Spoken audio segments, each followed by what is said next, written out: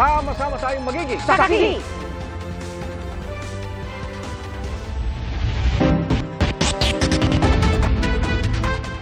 Higan, mahigit 1 milyong piso ang halaga ng pinsala sa sunog sa Philippine General Hospital sa Maynila ngayong hapon. Nakaswero pa ang ilang pasyente at ang iba nakasalang pa noon sa kanilang chemotherapy. Saksi, si Ian Cruz. Pasado alas 3 ng hapon nang mabalot na makapal na usok ang bahaging ito ng Maynila. Ang usok galing sa Philippine General Hospital. Kaya ang mga pasyente agad na inilikas at inilipat sa atrium o open area sa loob ng main building. Napuno pati ang open space sa harap ng ospital sa Taft Avenue. Mga pasyente, nilabas muna sila kasi May mga napunta rin sa Padre Faura Avenue sa tapat ng Supreme Court. Ang iba naka-wheelchair at swero pa. Saan daw yung sunog? Ward 1 po. Pero anong sabi sa inyo, umalis na rin? Lumabas po kami para safe po lahat ng tao.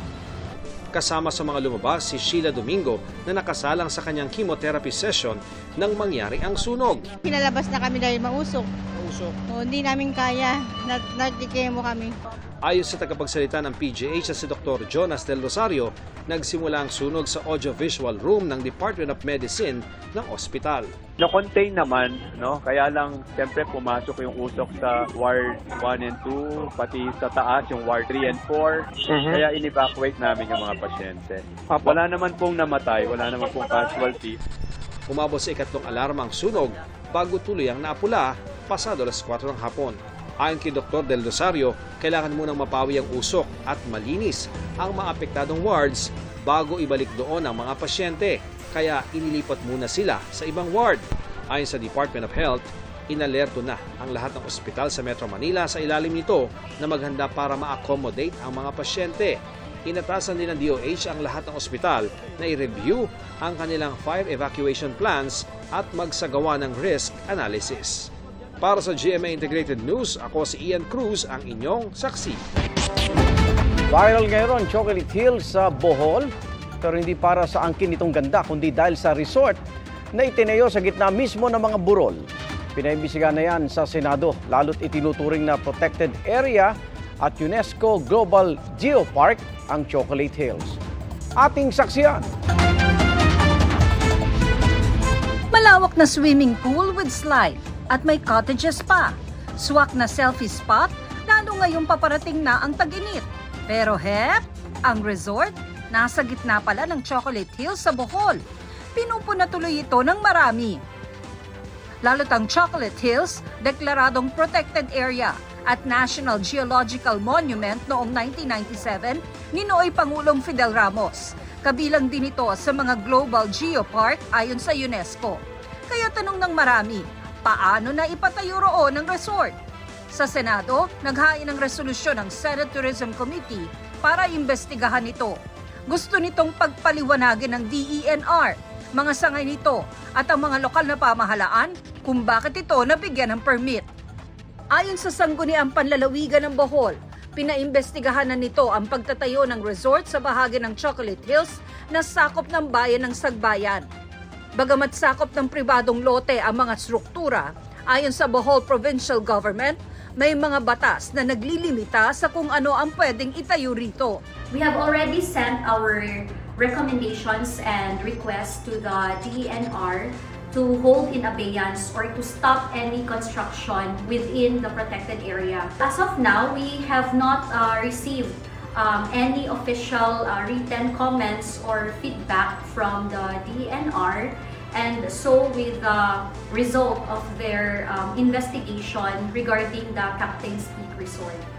Sabi ng DENR, kung natituluhan ang bahagi ng Chocolate Hills bago ito ay deklarang protected area noong 1997, kikilalanin daw at irerespeto ang karapatan at interes ng pribadong may-ari.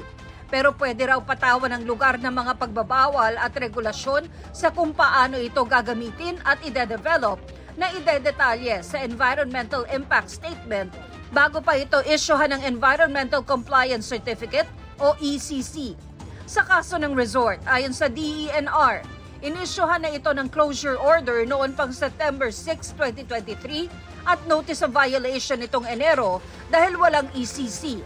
I-inspeksyonin daw nila ang lugar para ipatupad ang closure order. Under the local government code, it's the municipal government that has the primary duty to issue the cease and desist order also and maybe a closure order. Kasi sila din ang nag-issue sa building permit and the mayor's permit. The governor, sa provincial government, we can do our supervision making sure na enforce talaga ng municipal government ang batas. Ayon naman sa Department of Tourism, hindi accredited at wala ring application for accreditation ng resort sa Kagawaran. August 2023 pa raw sila nagpahayag ng pagkabahala at nakikipag-ugnayan sa Kapitolyo ng Bohol kaugnay ng issue.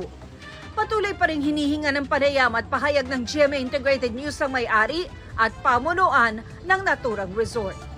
Para sa GMA Integrated News, Tina Panganiban Perez, ang inyong saksi. Kinalulungkot ng Captain's Peak Garden and Resort, Bohol ang pambabatiko sa kanilang construction activities sa Chocolate Hills. Naunawaan daw nila ang agam-agam ng mga environmental advocate. Pero paglilinaw nila, nakakuha sila ng karampatang approval mula sa kinaukulan kabilang ang DNR. Sumunod daw sila sa lahat ng environmental regulation. Kinikilala raw nila ang kahalagaan ng Chocolate Hills at tinitiyak ang pampubliko na nag-iingat sila sa kanilang operasyon para hindi masira ang kalikasan. Nakikipag-ugnayan din daw sila sa kanilang stakeholders, kabilang ang mga lokal na komunidad at environmental organization.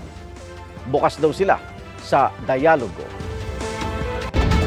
May paglilinaw ang Philippine Charity Sweepstakes Office sa napaulat na mananayang nanalo umano ng 20 beses sa loto sa loob lang ng isang buwan.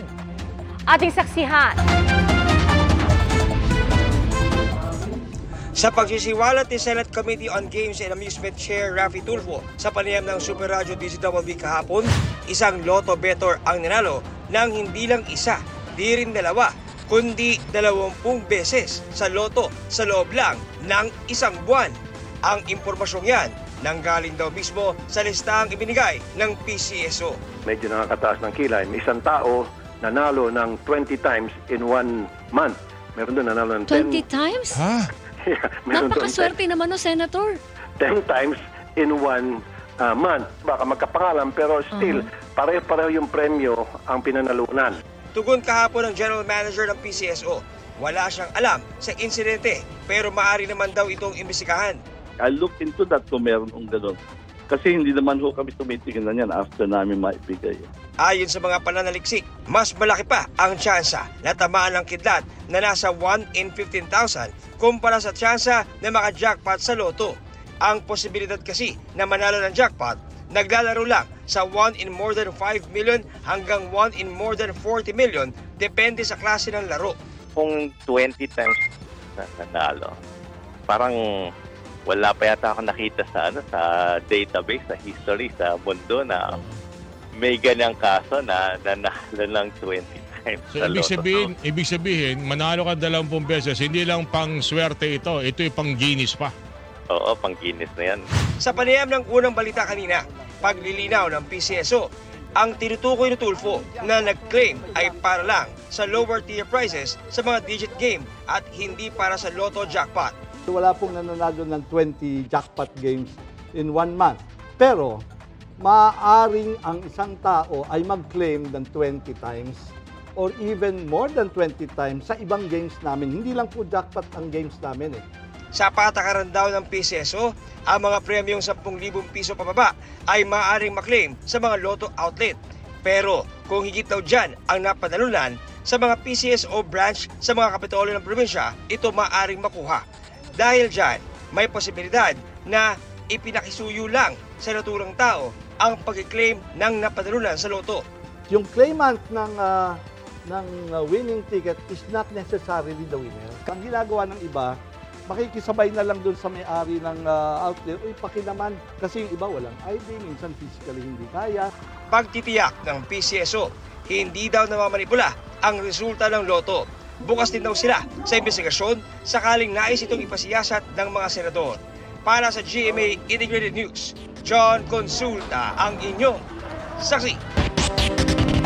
Matapos matanggap ang show cause order ng Senado, pinag-aaralan pa ng kampo ni Pastor Apollo Kibuloy kung personal siyang haharap para magpaliwanag. Saksi, si Mav Gonzalez. Umaandar na ang 48 oras ni Pastor Apollo Kibuloy para magpaliwanag kung bakit hindi siya dapat arestuhin matapos ang paulit-ulit na pang-isnab sa mga pagdinig ng Senado. Natanggap na ng abogado niya ang show cause order na inilabas ng Senado kanina. Safe siya dito kung arestuhin siya. Andiyan naman yung ating Sergeant Arms.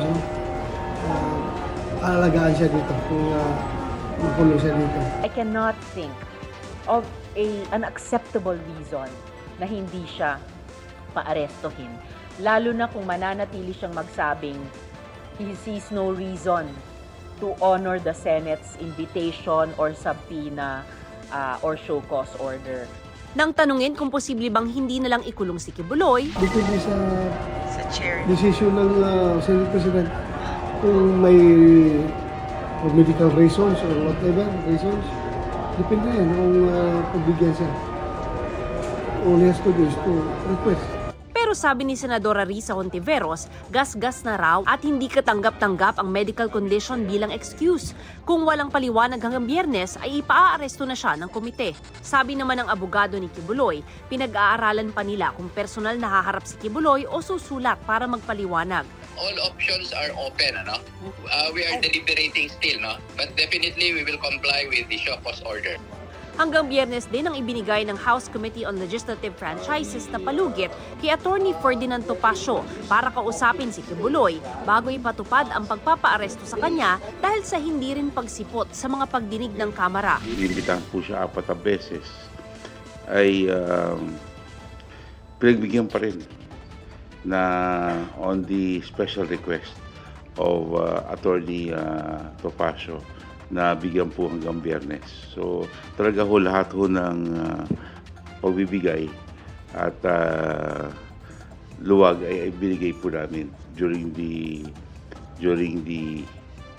5-month hearing. Sinagot din ni Congressman Gus Tambunting ang pahayag ni Vice President Sara Duterte na dapat bigyan ng patas na pagdinig si Kibuloy. Nagalang po natin yung opinion niya. As far as due process concerned, dito po sa hearing po namin, 6 months has been given, 5 months of hearing, 6 hearings were conducted, and palagay ko mas maraming ang sinabi yung kampo ni SMNI kesa po sa mga congressmen. All those in favor, please say aye. Kanina ay naprubahan na sa ikalawang pagbasa ang committee report kaugnay sa pagbawi ng prangkisa ng Suara Sub Media Corporation na nag-ooperate ng SMNI. Daraan pa yan sa ikatlong pagbasa at kailangan ding ipasa ng Senado. Nauna nang sinabi ng abogado ng SMNI na kampante silang walang nilabag sa prangkisa nila. Kahapon dumalo sina dating Pangulong Rodrigo Duterte at Vice President Sara Duterte sa prayer rally bilang suporta kay Kibuloy. Doon binanata ng dating Pangulo ang panukalang charter change. Ang puntarya talaga nila, ito. Yung term extension. Huwag lang kayong magpaluko. Huwag kayong pumayag sa kabalustugan na yan. Masisira ang Pilipino. You would lose your direct vote. Pati ang mga biyahe ni Pangulong Bongbong Marcos abroad. Si Marcos, pasyal na lang yan. Hindi naman nagtalumpati sa vigil si Vice President Sara. Naroon din sina Senador Robin Padilla, Bongo at Bato de la Rosa at si Attorney Salvador Panelo na nagpahayag ng suporta sa Duterte-Duterte tandem sa election 2028. Ang sabi ko sa kanya, ngayon na ang pagkakataon na kayong dalawang magama ang humawak na kapangyarihan at maging presidente at vice-presidente ng Duterte! Pinuna ni Hontiveros ang pagpunta ng mag-amang Duterte sa vigil. Walang pigil sa patuloy na pagsingil ng accountability kay Kibuloy, kahit yung pagsalita nilang dalawa. Lalong naging mas klaro pa na intertwined talaga ang fortunes nilang dalawa. Ako, nagtataka, bakit nag-effort pa silang dalawa na dumepensa sa isang tao na akusado sa mga napakaseryoso at mabibigat na offenses. Sinagot niya rin ang mga pahayag ni VP Sara na politika lang ang mga pagdinig ng Senado kay Quiboloy. Walang pinag-uusapang politika dyan. Simpleng karapatang pantao at dignidad ng mga tao at mamamayan na dapat dinedepensahan ng pangalawang pinakamataas na opisyal ng bansa. Hindi yung nag-abuso sa kanila. Para sa GMA Integrated News, ako si Mav Gonzalez, ang inyong saksi. Posibleng dumami pa ang iaangkat na bigas sa bansa ngayong taon dahil sa epekto ng El Nino sa mga palayan. Saksi, si Bernadette Reyes. Masarap sanang mamitas ng mangga sa Kalasyaw, Pangasinan. Pero nagkandahulog na ang ilang bunga kasunod ng pamimeste ng fall armyworm. Kasi yung uod na yun at titirahin yung bunga, bubutasin, kaya doon nasisira yung mga mangga. Ayon sa Provincial Agriculture Office, mabilis kumalat ang pesting ito kapag mainit ang panahon. Inaalam pa ang kabuuang halaga ng pinsala, kabilang sa mga bayan ng Agno, Mangaldan, San Fabian, Alaminos at San Carlos City. Dahil din sa pag-atake ng fall armyworm, naperwisyo ang mga tanim na mais sa 5 barangay sa Lipa City, Batangas. Sinamahan pa ng epekto ng mainit na panahon kaya humigit kumulang 300,000 pesos na ang nalugi sa maisa ni na Aling Mayet. Kaya po kami magtatry ngayon ng kamatis at ng mais. Hahatiin na lang po namin are sa dalawang iyon. 20 ektaryang maisa ng natuyo ayon sa Lipa City Agriculture Office. Meron naman po tayong available ditong pang-spray. Ang problem lang din siguro is yung tamang pagre-report ng mga case na na-experience nila para mabigyan natin sila ng tamang tulong. Nagkabitak-bitak naman ang lupa sa ilang palayan sa San Luis, Pampanga. Ayon sa magsasakang si Asyong, ngayon lang siya nakaranas ng ganitong pinsala sa kanyang sakahan dulot ng dry spell. 2 beses lang daw siyang nakakapagpatubig sa loob ng 2 buwan. Pag hindi ko nasolusyonan ito, mapupunta po sa wala. Nakamahal po ng mga binigay at mga herbicide. 1.31 billion pesos. Ganyan nakalaki ang pinsala sa agrikultura ng El Nino, kabilang ang 14,000 hectares na palayan ayon sa Department of Agriculture. Ang pangamba ng Federation of Free Farmers Cooperative, lumaki pa yan, lalo't ang apektado ay ang mahalagang production area sa bansa. Yung pong mga areas na tinamaan so far, Western Visayas, especially Iloilo Province, yan po yung rice granary ng Region 6. The two Mindoros, Occidental and Oriental, ito po yung palay basket ng Mimaropa. Sa tayangan ng United States Department of Agriculture, aabot sa 4.1 million metric tons ang aangkating bigas ng Pilipinas ngayong taon dahil sa mas kakaunting ani mula sa mga local farm. This is the highest so far in our history. It was 3.8 or 3.9 last year, so mataas. Ibig sabihin nun, may impact talaga yung El Nino sa atin. Pero hindi raw nababahala ang DA. Kahit may mga projections ang USDA, hindi naman normally nangyayari yung ganun. Again, coming from last year na medyo malaki yung binaba, 300,000 metric tons versus dun sa kanilang original projection. Hindi pa raw masabi ng Department of Agriculture kung gaano karaming palay ang naaani na ngayon dahil kasisimula pa lang ng harvest season. Pero inaasahan nilang aabot sa 9.6 million metric tons ang maaaning palay ngayong dry season, mas mataas kumpara sa parehas na panahon noong nakaraang taon. Para sa GMA Integrated News, Bernadette Reyes ang inyong saksi. Sinagot ni Pangulong Bongbong Marcos ang mga pasaring ni dating Pangulong Rodrigo Duterte tungkol sa mga biyahe niya abroad. Mula sa Berlin, Germany, saksi live si Rafi. Rafi! Alas 4 ng hapon ngayon, Igan, dito sa Berlin, sa Germany, kung saan paalis na si Pangulong Bongbong Marcos patungo sa Czech Republic para sa kanyang state visit. Pero bago umalis, kinumpirma ni Pangulong Marcos na isa sa mga pinag-usapan nila ni German Chancellor Olaf Scholz ay ang investigasyon ng International Criminal Court kay dating Pangulong Rodrigo Duterte, maliban pa sa ibang issue.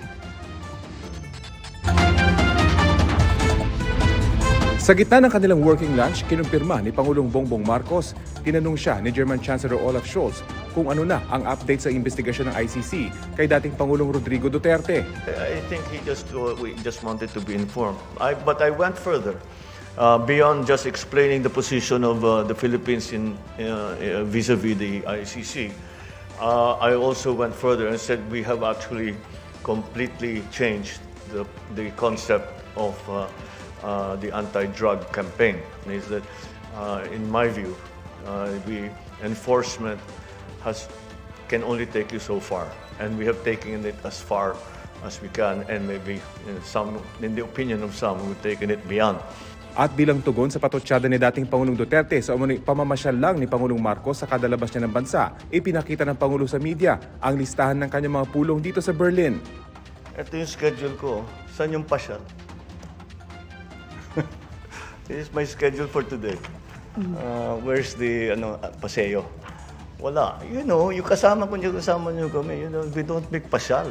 Hindi na sinagot ng Pangulo ang iba pang patotsada ng dating Pangulo sa kanya, partikularang tungkol sa charter change, dahil hindi raw niya ito maintindihan. Nagbigay din ng update ang Pangulo sa kalagayan ng kanyang ina na si dating unang ginang Imelda Marcos. Pagaling na ng pagaling. She's scheduled to come out on, I think, Thursday. She was feeling better already. Wala na yung, pabawas na talaga yung lagdat niya. By now, wala na. Yung mga doktor nag-decide na maiwan muna siya sa ospital habang binibigyan pa siya ng antibiotics hanggang matapos yung course of antibiotics. Bukas, unang aktibidad ng Pangulo sa Prague ay ang pagbisita sa Prague Castle. At mula roon ay sunod-sunod na yung kanyang aktibidad kung saan makikipagpulong siya sa Pangulo ng Czech Republic, yung kanilang Prime Minister, Senate President at Head ng Chamber of Deputies. Live mula rito sa Berlin, ako si Rafi Timang, inyo saksi. Pinag-aaralan ng Manila International Airport Authority kung anong gagawin para sa mga dayuhang itinuturing na excluded passenger o yung mga dayuhang hindi pinayagang makapasok sa bansa. Ang iba kasi sa kanila, sa sahig na ng holding area, natutulog. Saksi si Maris Umali. Hindi sila mga homeless na sumalampak na lang sa kung saang sulok para lang may matuluyan at matulugan. Sila yung mga tinatawag na excluded passenger na nananatili ngayon sa transit lounge area ng NAIA Terminal 1 matapos hindi pa hintulutan ng Bureau of Immigration na makapasok sa ating bansa dahil sa iba't ibang kadahilanan. It could either be likely to become public charge o Section 29A3 sila ay may conviction involving moral turpitude katulad yung mga registered sex offenders. Mayroon din blacklisted sila, mayroon din nasa Interpol sila.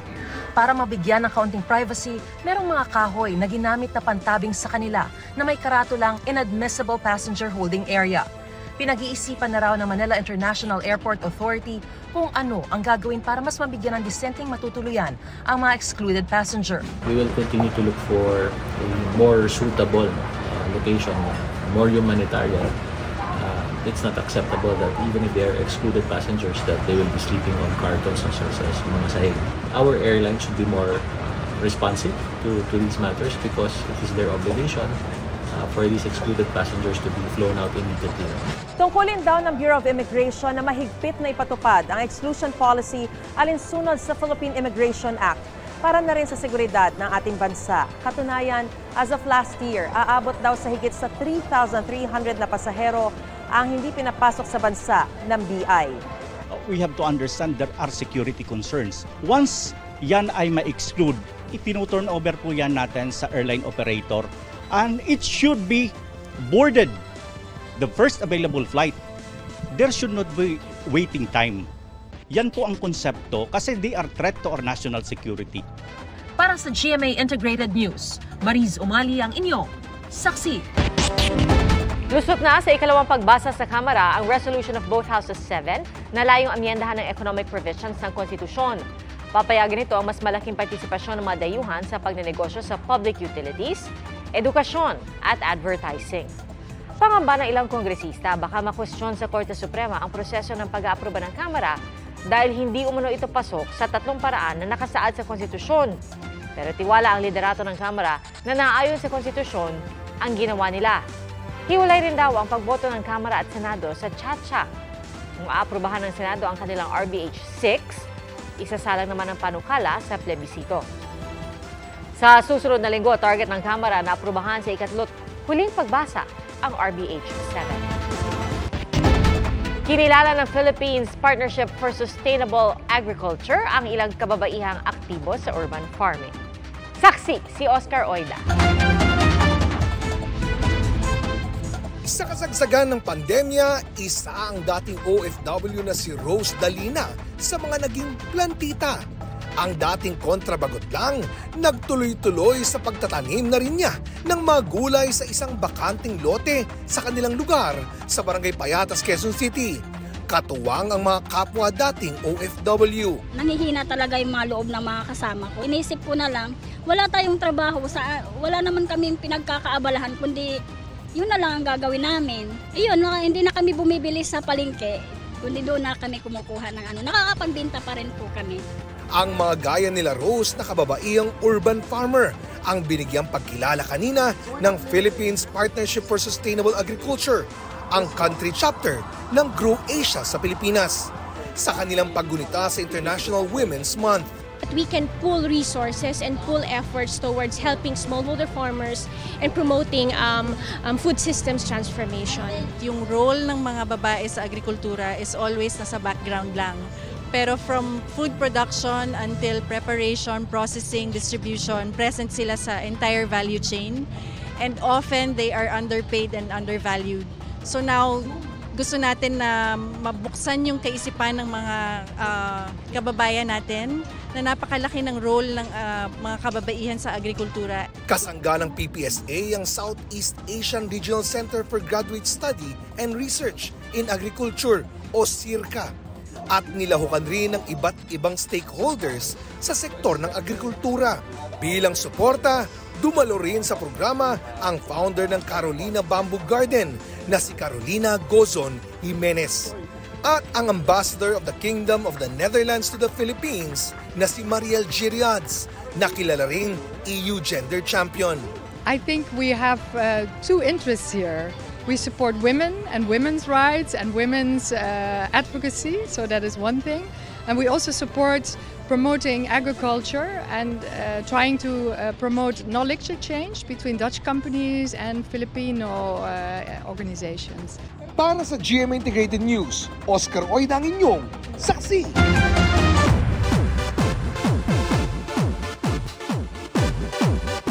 Nangyari na ang pinakamalagim na gabi para sa Barangay Palanga ng action series na Black Rider.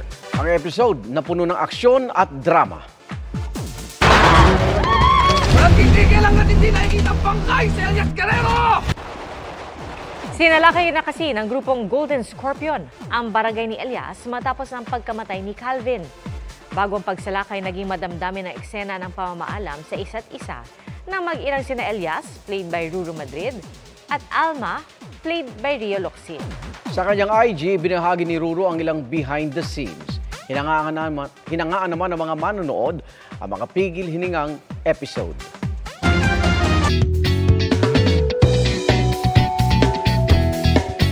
Music knows no age. Yan ang pinatunayan ng isang lola sa Vinsons, Camarines Norte.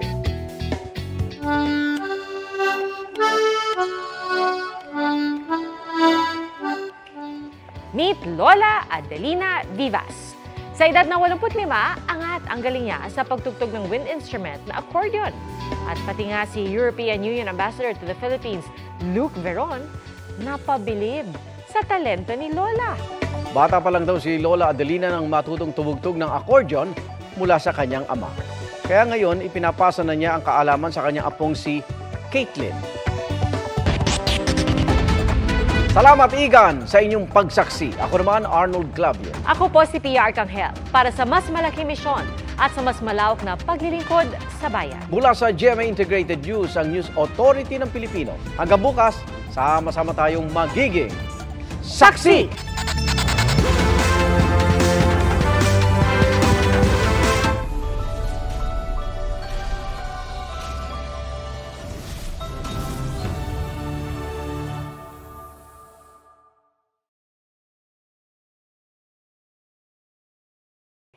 Mga kapuso, sama-sama tayong maging saksi.